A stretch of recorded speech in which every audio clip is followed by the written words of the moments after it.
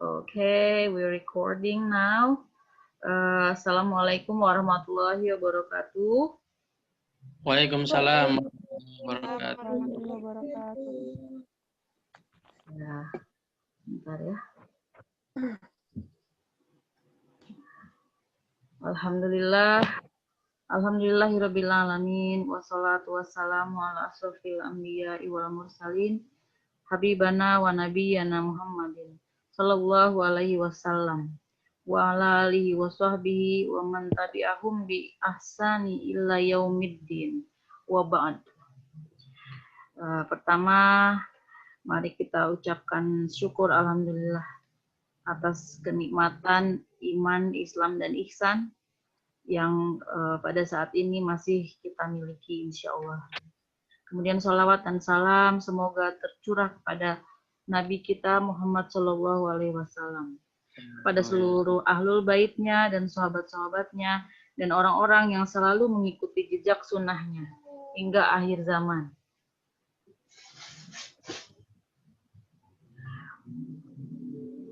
Jadi akan saya share screen saya, mulai saya share ya.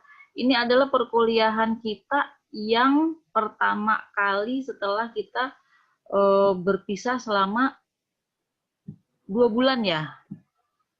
Selama Anda tidak mengikuti perkuliahan selama 2 bulan. Jadi, wah, apa yang terjadi selama 2 bulan ternyata masih sama ya.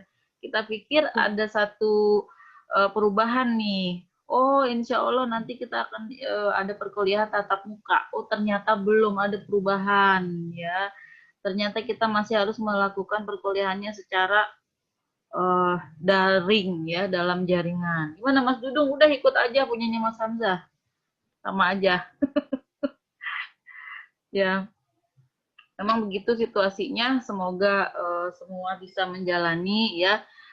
Kalau semua sudah bosan menjalani seperti ini ya gampang ya, tinggal protes aja gitu kan. Bismillahirrahmanirrahim. Kontrak perkuliahan, saya diminta menyampaikan kontrak perkuliahan. Nah, kontrak perkuliahan ya, atau kontrak pembelajaran kita. Absensi di sini saya menilai 25%, karena ini perkuliahan online, jadi saya harap Anda hadir tepat waktu, karena saya selalu setting Zoom juga tepat waktu. Nah, untuk tugas adalah 30%. Jadi kalau Anda mengerjakan tugas 100% ya, semua tugas Anda kerjakan, maka Anda mendapat nilai 30%. UTS 20%, UAS 25%.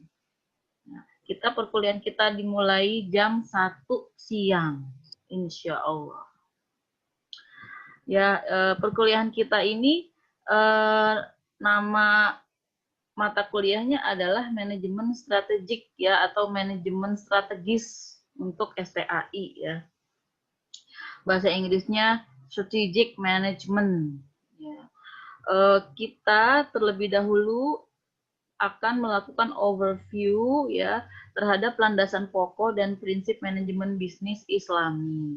Jadi sebelum kita masuk kepada manajemen strategik ya, kita terlebih dulu kita membahas apa sih landasan pokok dan prinsip manajemen bisnis Islam itu ya, karena kita ada di Sekolah Tinggi Agama Islam, kita ada di Fakultas Agama Islam nantinya ya, sebentar lagi insya Allah, mohon doanya. Dan kita ada di Prodi Ekonomi Syariah yang pasti ya. Jadi apapun yang kita lakukan itu harus ada dalam koridor Islam ya. Nah, landasan pokok dan prinsip manajemen bisnis syariah. Ya, kita di sini sejatinya kalau kita belajar manajemen bisnis syariah ya, kita belajar tentang agama kita juga sekalian ya.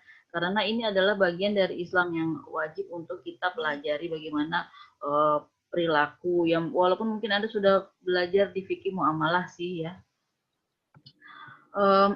Sebetulnya prinsip dasar dari manajemen itu kan bagaimana kita mengelola satu kegiatan bisnis ya, dari mulai inputnya, dari pemilihan raw materialnya, dari dari kemudian di prosesnya, ya, kemudian di outputnya, hasilnya, produknya, baik produk itu berupa barang ataupun jasa, ya.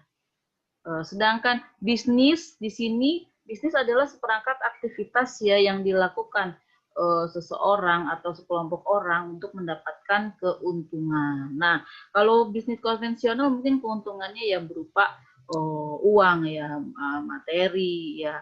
Ya materi itu bukan hanya uang, misalnya bisa juga dia kaitannya dengan brand, kaitannya dengan yang lain ya, yang pasti materi gitu ya.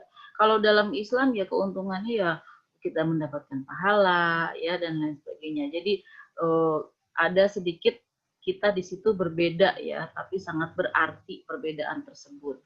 Nah, bisnis Islami adalah aktivitas yang mendatangkan keuntungan dengan berpegang pada seperangkat aturan yang datang dari Allah. Ini adalah syariah. Maksud dari syariah ya. Apa yang dimaksud dengan syariah? Syariah adalah seperangkat aturan yang datang dari Allah melalui Nabi Shallallahu Alaihi Wasallam yang tercantum dalam Al-Quran dan As-Sunnah, dan ada juga interpretasi para cendekiawan Muslim. Jadi bisnis Islami aktivitas yang mendatangkan keuntungan dengan berpegang pada syariah Islam. Ya. Baik, berikutnya. Apa sih landasan pokok dalam kita, misalnya Anda sebagai seorang manajer, ya, apa landasan pokok yang harus Anda ketahui dalam melakukan bisnis Anda ya? Yang pertama tentu saja landasan pokoknya adalah akidah ya atau tauhid. Akidah atau tauhid ini adalah sinonim ya.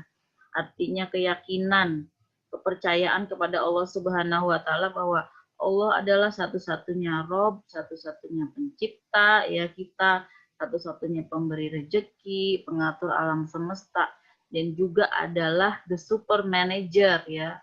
Jadi Allah itu the super manager, artinya sang pengatur. Ya mudabbir ya, pengatur apa yang diatur ya alam semesta, termasuk kita, termasuk apa yang kita lakukan, itu semuanya Allah yang mengatur ya. Implementasinya nanti ada dalam akidah ya, dalam akidah atau tauhid, ada tauhid rububiyah ya, yang kedua ada tauhid uluhiyah, tauhid asma wa sifat ya. Nanti kita diskusikan implementasinya setelah ini. Akidah itu apa? Siapa yang sudah tahu akidah itu dari kata apa? Dari kata akoda ya, akidatan yang artinya adalah ikatan yang kuat. Ya. Iya, artinya ikatan yang kuat ya. Sementara tauhid itu dari kata wahada yuwahidu tauhidan, menjadikan satu ya. Menjadikan Allah Subhanahu wa taala sebagai satu-satunya pengatur, satu-satunya pemilik, dan satu-satunya yang memberi rezeki. Yang memberi rezeki kita adalah Allah, bukan customer, bukan supplier, bukan orang-orang yang ada di sekeliling kita yang membantu kita, staf kita, bukan, mereka hanya perantara. Yang kedua adalah tauhid uluhiyah, yaitu keyakinan bahwa Allah Subhanahu wa taala adalah satu-satunya zat yang berhak untuk diibadahi ya, yang berhak untuk ditaati dan dijadikan panutan. Tuh. Jadi yang ketiga, sebentar ya, saya admit dulu nih.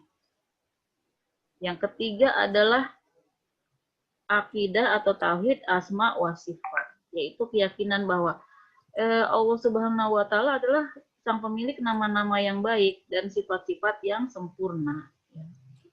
Dalam firman-Nya Allah mengatakan bahwa Allah tidak sama dengan makhluknya loh. Ya. Laisa kamitslihi syai'un wa huwa samiul basir. Ya, surat Asy-Syura ayat 11. Allah tidak sama dengan makhluknya. Kenapa? Karena Allah Maha melihat dan Maha mendengar. Keyakinan terhadap asma wa sifat akan tercermin dalam perilaku manajemen. Ya, mungkin nanti kita beri tugas, coba tolong carilah implementasinya ya. Bagaimana perilaku seorang manajer itu, yang manajer itu yakin terhadap asma Allah dan sifat-sifat Allah ya. Mungkin itu kita bisa jadikan tugas ya nanti ya. Ya, seorang manajer kadang-kadang ya kita tahu lah manajer itu seperti apa ya. Manajer, asisten manajer aja sibuk ya. Apalagi seorang manajer. Manajer tuh kadang lupa bahwa dalam melaksanakan kegiatannya, aktivitas manajemennya itu harus selalu yakin ya, bahwa rezekinya akan selalu ada. Yakin bahwa pengelolaan bisnis yang dia lakukan itu kegiatannya memiliki nilai ibadah juga. Dia capek-capek itu dia ada nilai ibadah. Dia yakin. Ya. Ibadah bukan hanya ibadah mahdoh atau ibadah yang ditentukan. Seperti sudah ada ibadah melakukan zakat, ya sholat, ya. Syekhul Islam mengatakan bahwa ibadah adalah ismun jami'un likul lima yuhibbuhullahu wa yardohu yes minal af'ali wa aqwali zohiron wa batinan. Ibadah adalah sebuah kegiatan, sebuah nama ya. Ibadah adalah sebuah kata ya yang mencakup segala aktivitas yang dicintai dan diridhoi Allah Subhanahu wa taala. Yang sifatnya zohir maupun batin. Ibadah adalah seluruh aktivitas yang diridhoi Allah, itulah singkatnya ya. Jadi aktivitas manajemen juga memiliki nilai ibadah kalau kita ikhlas, betul-betul karena Allah. Ya. Karena misalnya saya tuh sekarang ini berbisnis ya, atau saya menjadi manajer karena saya ingin berdakwah ya, atau karena saya ingin mempersiapkan masa depan kita, suatu saat nanti kita akan menikah ya, Mas Dudung. Misalnya kita akan menikah tuh ya, untuk amal soleh. Nah, jadi karena Allah ya, karena Allah Maha melihat, maka seorang manajer harus yakin ya. Oh, Allah melihat loh apa yang kita lakukan. Ya. Jadi selalu harus ada keyakinan ini. Ya.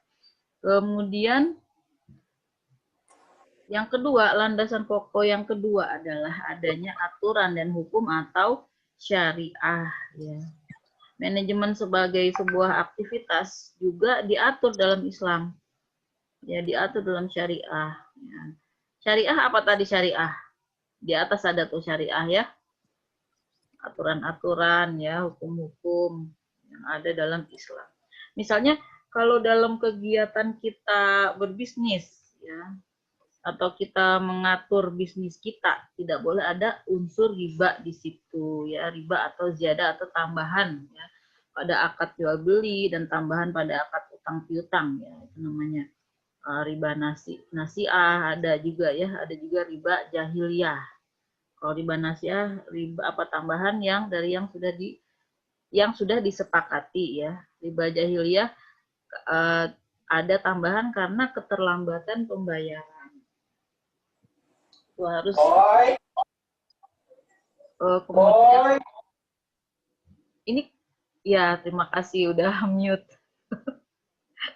Saya pikir tadi ada yang ini ya, kecelakaan atau apa tuh. Jadi dalam kita melakukan kegiatan sebagai seorang manajer, jangan sampai ada unsur-unsur yang dilarang oleh agama. Unsur riba ya, maisir ya. Maisir itu apa? Tambahan keuntungan berlipat-lipat ya, tanpa adanya bisnis yang real. Ini seperti perjudian. Ada prinsip-prinsip dalam judi memang ya, yang ternyata ada dalam bisnis. Kita memberikan uang sesedikit mungkin tanpa ada bisnis real, tapi dapat keuntungan yang luar biasa banyaknya. Ini ada nih dalam bisnis, misalnya asuransi konvensional ya. Kita bayar sedikit, preminya murah, tapi nanti dijanjikan nanti akan mendapatkan mendapatkan imbalan yang lebih banyak daripada premi yang dibayarkan. Ini dikhawatirkan nanti mendekati maisir ya. Landasan pokok dari manajemen syariah adalah adanya aturan dalam kegiatannya. Ya, kita juga ada undang-undang pengelolaan zakat ya, tentang perbankan syariah juga ada. Fatwa MUI yang menjadi aturan hukum dalam pengelolaan ya. Kemudian, kenapa Ibu cepat soalnya ini nanti Kalau Zoom sebentar lagi habis waktunya nih. Kemudian landasan pokok yang ketiga adalah akhlak atau etika. Anda seorang manajer. Bagaimana Anda melaksanakan etika bisnis ya? Etika bisnis ini kalau dibahas bisa 1 semester ya. Di kita tidak ada mata kuliah etika bisnis ya. Ya tapi kita membahas tentang adab sih ya udah ya. Bagaimana sih kita melaksanakan etika bisnis mulai dari produksi, gimana melakukan bisnis yang beretika dalam produksi. Saya tahun 2016 saya pernah membuat satu paper yang di situ membahas produksi makanan yang tidak sesuai dengan syariah ya, yang tidak islami ya. Jadi ya kurang islami lah ya. Orang sering mengatakan oh kita kalau makan itu harus makanan yang halal, tapi mereka lupa bahwa selain halal makanan yang kita makan juga harus thayyib ya. Banyak zat-zat yang digunakan oleh para produsen itu zat ini ditambahkan dalam makanan, dalam minuman ya, yang itu membahayakan kesehatan dalam jangka waktu panjang. Mungkin dalam jangka waktu pendek tidak langsung terasa gitu ya akibat buruknya, tapi dalam jangka waktu panjang terasa karena itu bisa menumpuk dan bisa menyebabkan kanker, ada yang menyebabkan gagal ginjal ya dan lain-lain ya. Ya kita dalam berproduksi juga harus beretika. Misalnya dilarang menggunakan bahan-bahan yang sangat sudah nyata-nyata berbahaya seperti misalnya formalin, boraks dan lain sebagainya ya, pewarna buatan lah, merkuri dan sebagainya ya. Nah, itu harus melihat pada landasan pokok kita ya dari sisi akhlak atau etikanya ya.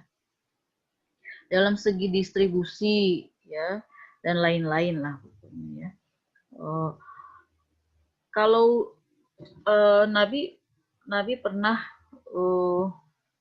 juga ada satu kisah bahwa Nabi istilahnya tuh menangkap basah penjual kurma ya, yang Nabi itu mendapatkan wahyu dari Allah ya untuk mendatangi penjual kurma ini. Jadi penjual kurma ini menyusun dagangannya itu yang bagus-bagus diletakkan di atas, sementara yang kecil-kecil gitu ya, yang kurang bagus diletakkan di bawah.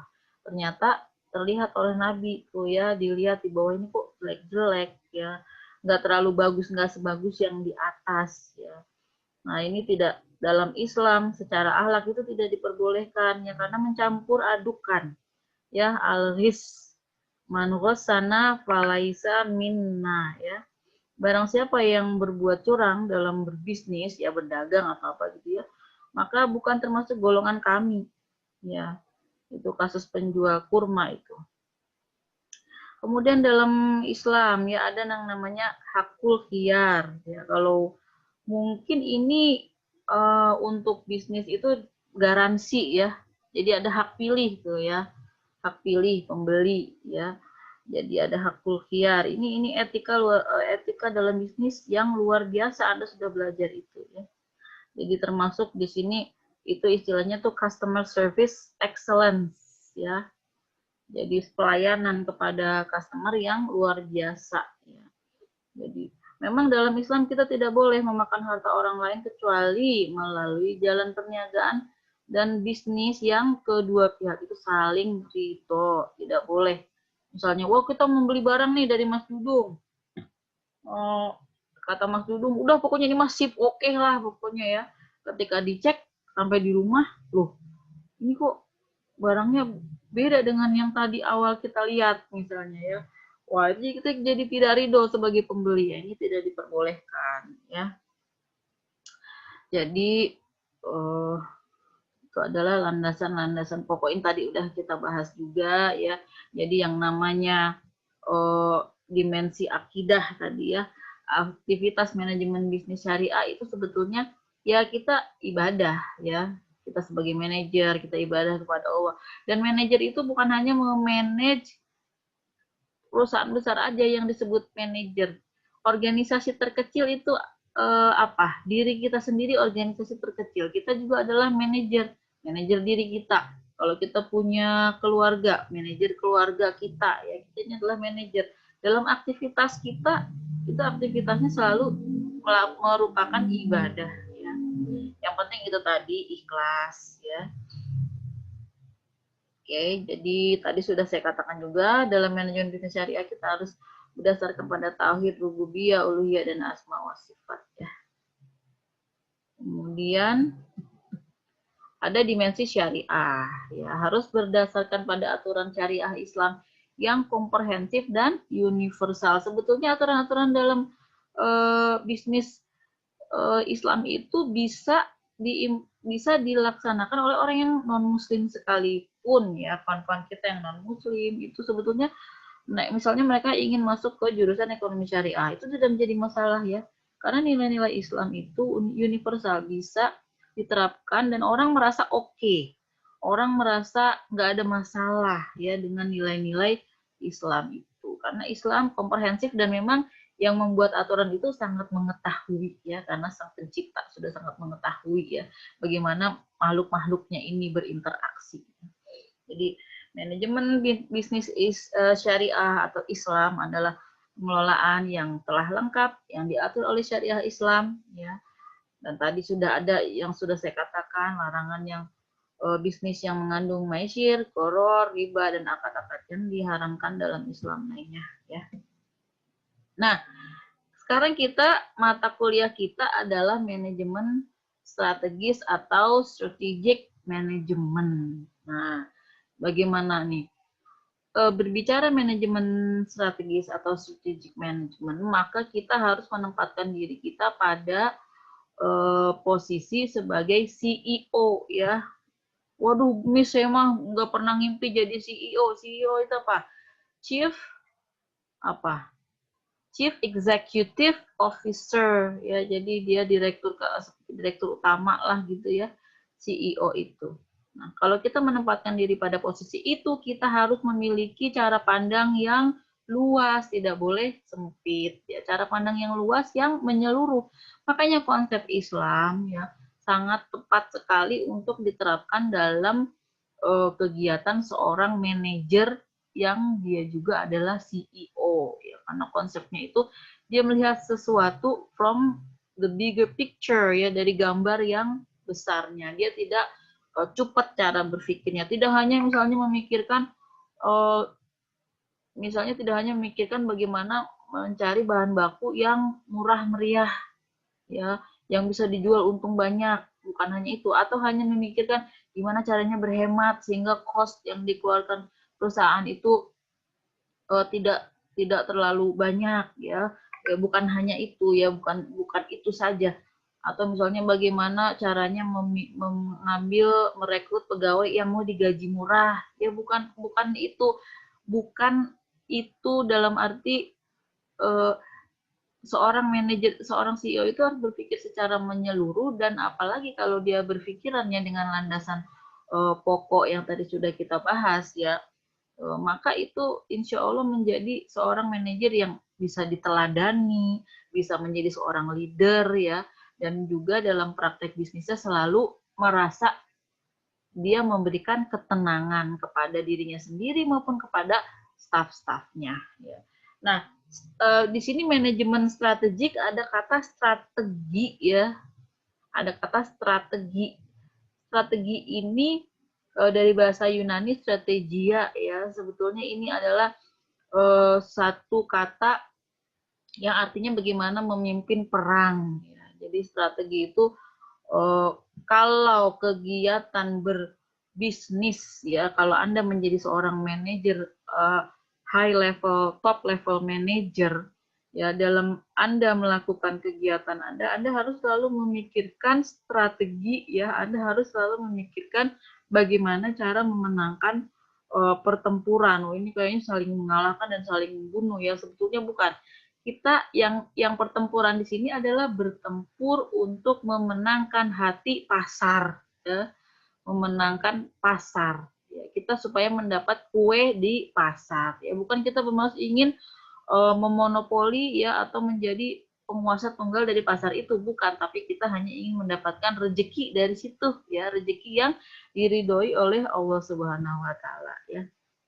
Jadi dalam berstrategi ini seorang CEO itu harus berpandangan luas, dia harus melihat kepada lingkungan luar dan lingkungan dalam ya, internal environment dan external environment ya. Nah, external environment misalnya apa, lingkungan luar dari perusahaan ya. Lingkungan luar perusahaan ya banyak ya. Ya mungkin bisa berupa apa yang bisa apa yang ada di lingkungan luar yang bisa mempengaruhi bisnis, misalnya peraturan pemerintah ya, demografi, kemudian apalagi misalnya keadaan ekonomi, politik ya, negara di tempat perusahaan kita itu berada ya. Kemudian manajer juga harus melihat lingkungan internal misalnya bagaimana internal perusahaan itu ya, apa yang terjadi di dalamnya, konsumen, produsen yang secara internal perusahaan itu ya, itu semua harus diperhatikan. Jadi di sini pengertian strategi menurut beberapa ahli. Nah, ini ahlinya tapi ahli itu ya, ahli konvensional ya. Strategi adalah satu proses penentuan rencana para pemimpin puncak yang berfokus pada tujuan jangka panjang organisasi, disertai penyusunan suatu cara atau upaya bagaimana agar tujuan tersebut dapat tercapai. Ya, seorang ahli strategi, ya seorang manajer yang ahli strategi, dia harus melihat sesuatu secara bukan hanya lebar, ya tapi luas dan tinggi dan jauh. Ya, dia harus bisa melihat ke kiri, ke kanan, ke depan, ke atas semua, pokoknya ya. Nah, jadi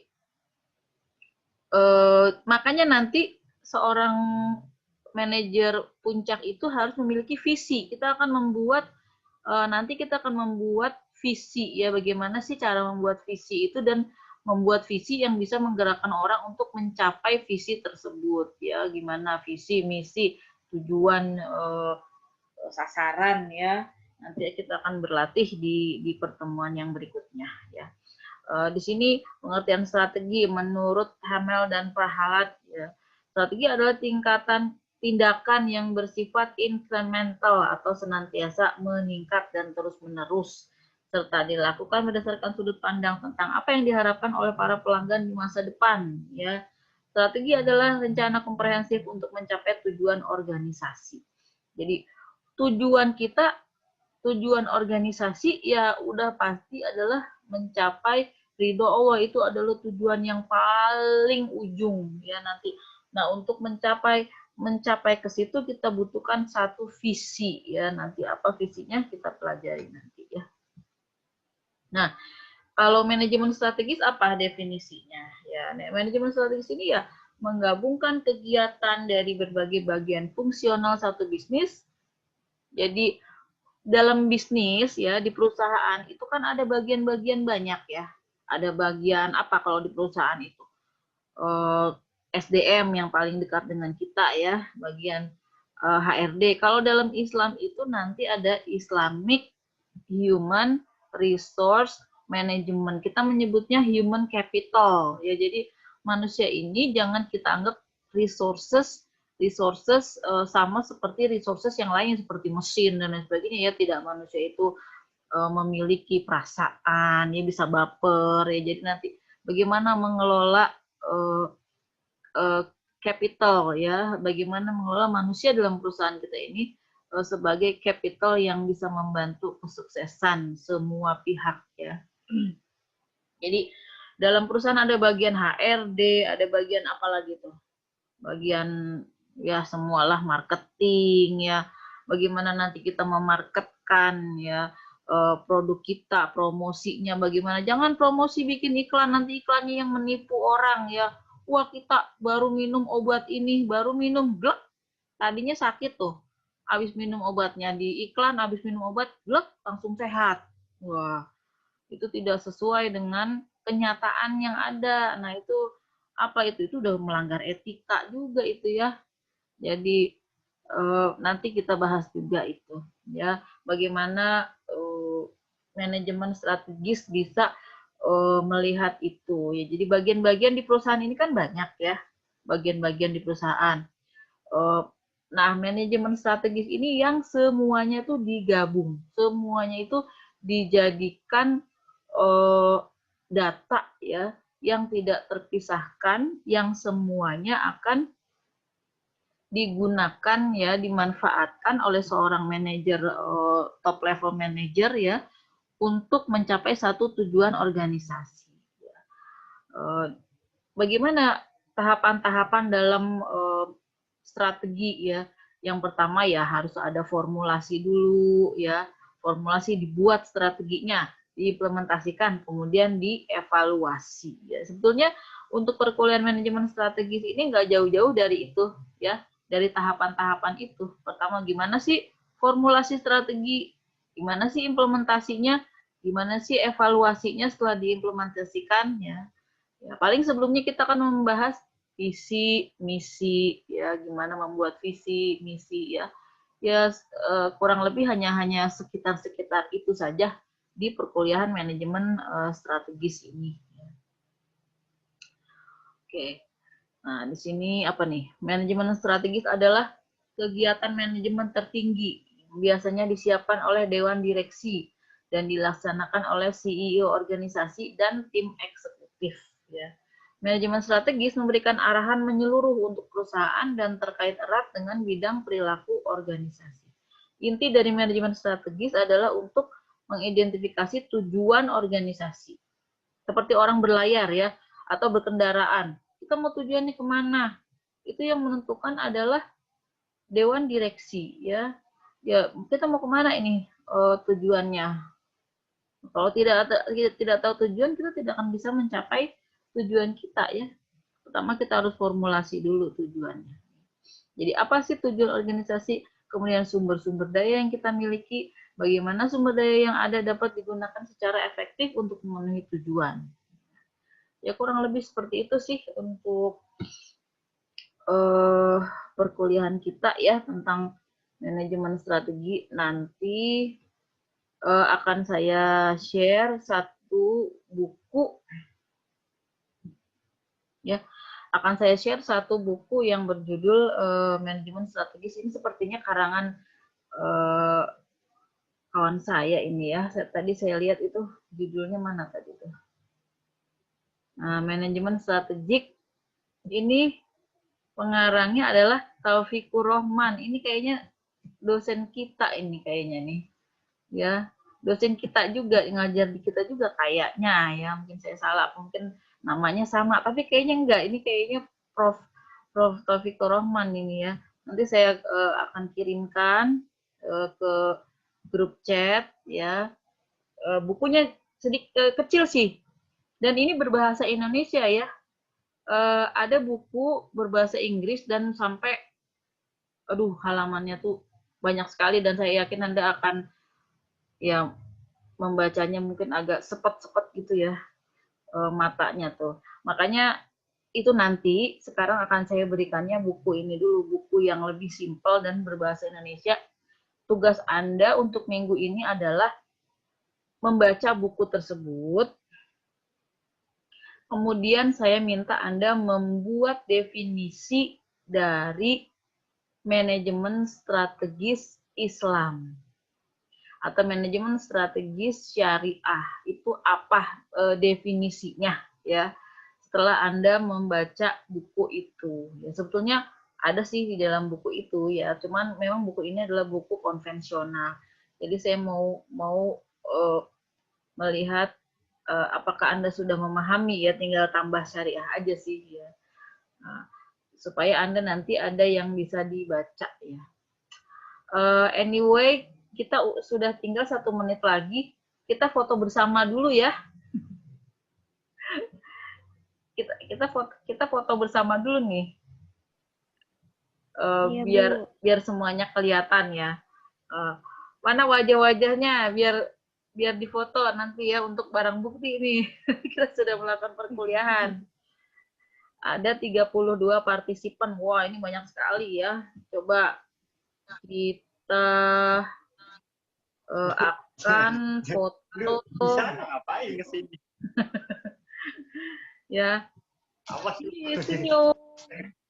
Senyum. Ya. Saya paste ke grup chat ya. Baru satu. Tunggu, kurang lagi. Mana tadi? Kurang, halaman 2. Nah, halaman 2. Tunggu.